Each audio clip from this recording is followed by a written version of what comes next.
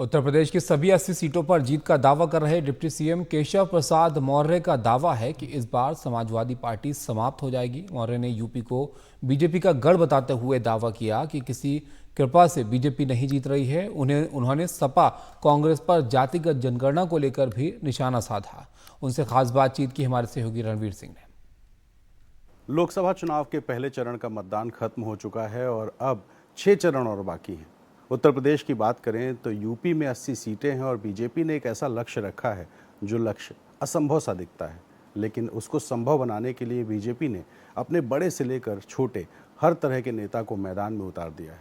इसमें एक नेता हैं जिनकी बहुत ज़्यादा डिमांड है, पिछड़ों के नेता हैं और समाजवादी पार्टी के निशाने पर अक्सर रहते हैं। ये नेता हैं उत्तर प्रदेश के उप मुख्यमंत्री केशव प्रसाद मौर्य, जो हमारे साथ हैं। सर, एनडीटीवी से बात करने के लिए बहुत शुक्रिया, समय देने के लिए। पहले चरण का मतदान खत्म हो चुका है और जिस तरह आप बार बार 80 में से 80 की बात कर रहे हैं, पहले चरण के मतदान के बाद किस तरह का रिस्पॉन्स आया है? देखिए, पहले चरण के मतदान के बाद जो हमारे पास संकेत हैं, 2 सीटों में हमारी जो जीत है वो 1 लाख से 1.5 लाख के बीच में होगी। बाकी सीटों में 3 लाख से 5 लाख के बीच में भी जीत हो सकती है। अर्थात 8 की 8 लोकसभा सीटें पहले चरण की हम लोग जीत रहे हैं और जो पहले चरण का संकेत होता है वह आखिरी चरण तक जाता है। तो मेरा ये मानना है कि हम 80 का जो लक्ष्य रखे हैं वो असंभव नहीं है। 73 हम 2014 में इसी उत्तर प्रदेश के अंदर अपने गठबंधन के साथ जीत चुके थे। केवल 7 सीटें और जीतना है, जिसे हम बहुत मुश्किल नहीं समझते हैं कि वह 7 कदम बढ़ाना बहुत मुश्किल है। 2014 में तो पहली बार पूर्ण बहुमत हम देश की जनता से, प्रदेश की जनता से देश में सरकार बनाने के लिए मांग रहे थे, तो 73 सांसद हमें मिले। इस बार तो देश को 100 साल आगे ले जाने के लिए, विकसित भारत बनाने के लिए, गरीबी से मुक्त भारत बनाने के लिए, भ्रष्टाचार से मुक्त भारत बनाने के लिए एक बड़े बहुमत की सरकार माननीय प्रधानमंत्री श्री नरेंद्र मोदी जी ने देशवासियों से मांगा है। तो हम 7 सीटें, कार्यकर्ता भी उत्साह से भरा है, जनता भी उत्साह से भरी हुई है, इसलिए मुझे कुछ भी ऐसा कठिन नहीं लगता कि 80 के 80 हम जीतें। इस 7 में मैनपुरी भी है, रायबरेली भी है, जो कि गढ़ कहा जाता है सपा और कांग्रेस का। उसको जीतने के लिए खास अब ये उत्तर प्रदेश पूरा भाजपा का गढ़ है। इसे अब सपा का गढ़ कहना, कांग्रेस का गढ़ कहना, माने उनका मजाक ही उड़ाना है। जिनका खाता मतलब 2014 में 5 सांसद, 2019 में 5 सांसद, 2024 में 5, तो अब क्या उनका खाता भी नहीं खुलने वाला है। तो कांग्रेस तो 2014 में 2 सांसद थे, 2019 में 1 ही सांसद बचे थे और इस बार जो सांसद जीत सकती थी वो राज्यसभा चली गई हैं। अब जो हार सकते हैं वो आने से अभी घबराए हुए हैं, आ ही नहीं रहे। आप ये जो बार बार बात बोलते हैं ना सर, इसी को लेकर समाजवादी पार्टी आपके ऊपर बड़ा हमलावर रहती है। रामगोपाल जी ने कहा कि आपका ऐसा हाल कर देंगे कि आप सड़कों पर पंचर बनाते फिरेंगे। देखिए, प्रोफेसर रामगोपाल जी मुझसे उम्र में बड़े हैं, मैं उनकी गाली का जवाब गाली से नहीं दूंगा। मैं लोगों से ज़रूर अपील करूंगा एनडीटीवी के माध्यम से कि इनका अगर बयान उन्होंने सुना है, देखा है, तो इनकी गाली का जवाब कमल का बटन दबा करके दें, मोदी जी को तीसरी बार प्रधानमंत्री बना करके दें और समाजवादी पार्टी को समाप्तवादी पार्टी बना करके दें। तो ये मैं एक समझना चाह रहा हूँ कि केशव प्रसाद मौर्य ही समाजवादी पार्टी के निशाने पर ज़्यादा क्यों होते हैं? मैं मानता हूँ कि 2014 में जब लोकसभा का चुनाव हुआ तो माननीय मोदी जी की आंधी में सपा की साइकिल उड़ करके सैफई ही चली गई थी। लेकिन 2017 में उन्होंने सोचा था कि सत्ता हमारी बरकरार रह पाई थी। पार्टी ने मुझे प्रदेश का अध्यक्ष बना दिया और मेरे अध्यक्ष बनने के बाद और माननीय नरेंद्र मोदी जी के नेतृत्व में देश में सरकार बनने के बाद उत्तर प्रदेश के लोगों के मन में आकांक्षा जागी कि हमें यूपी में भी भाजपा की सरकार चाहिए, अर्थात डबल इंजन सरकार चाहिए। तो जब मैं अध्यक्ष था तब सपा का सफाया हुआ।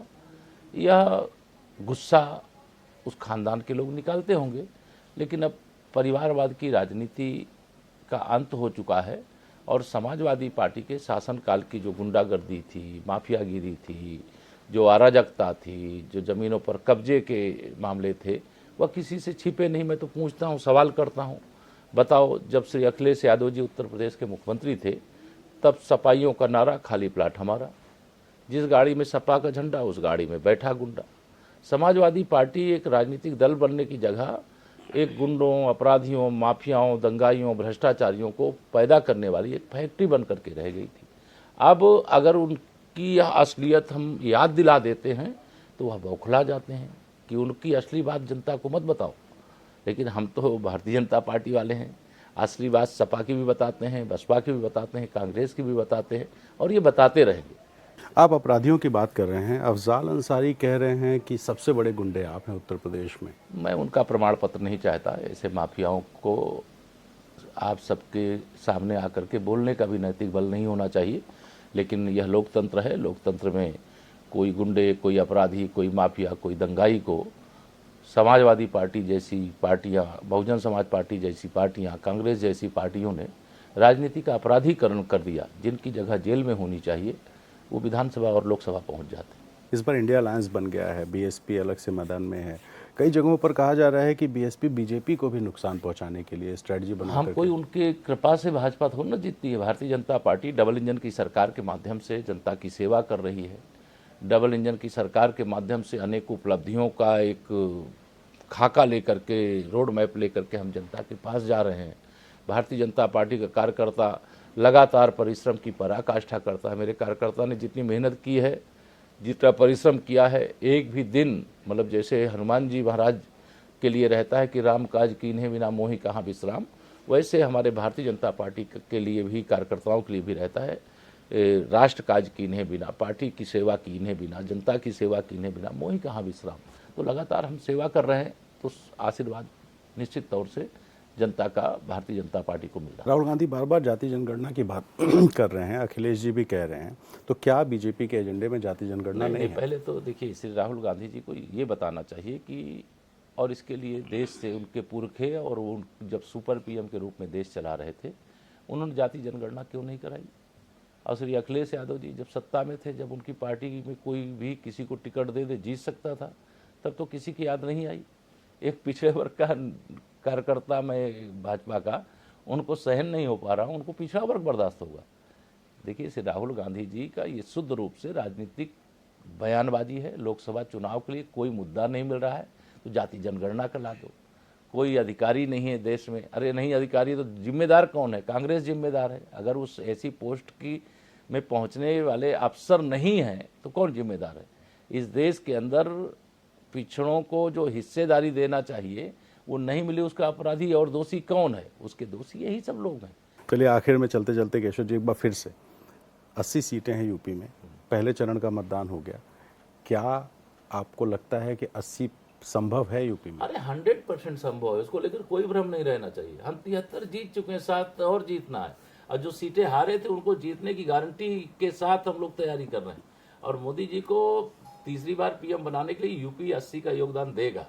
इसको लेकर के विरोधी दल को भी भ्रम नहीं है, मुझे भी नहीं है, आपको भी नहीं है। आप मुझसे सवाल जरूर कर रहे हैं, आप भी जानते हैं कि बीजेपी 80 की 80 सीटें जीत रही। चलिए, बहुत शुक्रिया हमसे बात करने के लिए एनडीटीवी से। तो केशव प्रसाद मौर्य साहब, जिनका कहना है कि इस बार का चुनाव प्रत्याशी से ज़्यादा लाभार्थी के नाम पर और प्रधानमंत्री नरेंद्र मोदी के चेहरे के नाम पर हो रहा है, और ये जो उत्तर प्रदेश है, इस बार बीजेपी के 370 अकेले जीतने के जो लक्ष्य है उसमें 80 की सहभागिता देगा। 4 जून वो तारीख है जब इस दावे का जो नतीजा है वो पता चलेगा। लेकिन फिलहाल केशव प्रसाद मौर्य अब निकलेंगे चुनाव प्रचार में, क्योंकि इस बार 80 सीटें जीतने का बीजेपी ने लक्ष्य रखा है और उसी की पूर्ति के लिए रोज़ इस गर्मी में घूम घूम कर चुनाव प्रचार कर रहे हैं। अपने कैमरा पर्सन राजेश गुप्ता के साथ लखनऊ से रणवीर, एनडीटीवी इंडिया के लिए।